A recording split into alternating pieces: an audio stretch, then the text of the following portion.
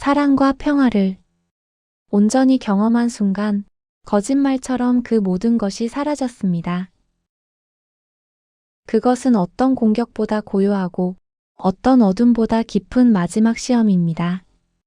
우리는 흔히 수행의 끝을 화려한 빛이라 상상하지만 실제 깨달음의 문턱에는 가장 상대하기 까다로운 보스 몬스터가 우리를 기다리고 있습니다. 평화라는 안락함마저 빼앗아 버리는 의식의 최종 수문장입니다.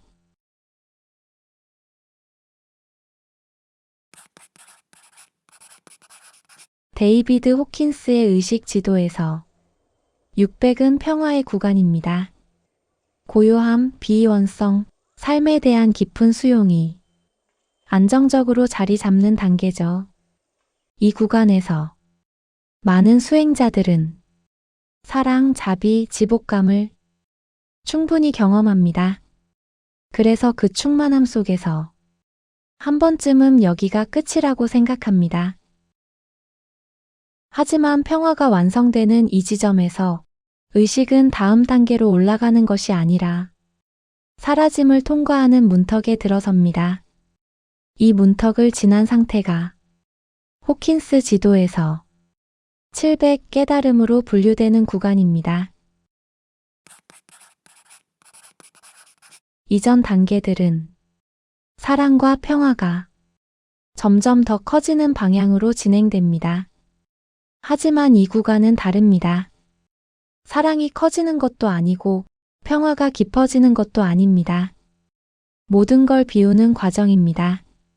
그래서 이 단계는 보상처럼 느껴지지 않습니다. 오히려 왜 갑자기 다 사라지지? 라는 감각이 먼저 찾아옵니다.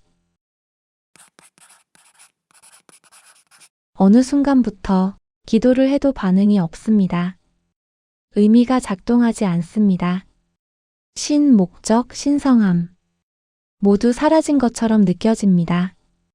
심지어 이전에 분명히 있었던 사랑과 평화조차 마치 있었던 적도 없었던 것처럼 사라집니다.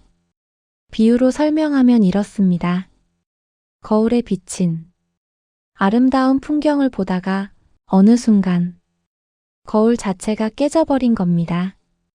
풍경이 사라진 게 아니라 풍경을 비추던 거울, 즉 주체가 사라진 것입니다. 이때 느껴지는 상태는 우리가 알고 있던 어떤 감정과도 다릅니다.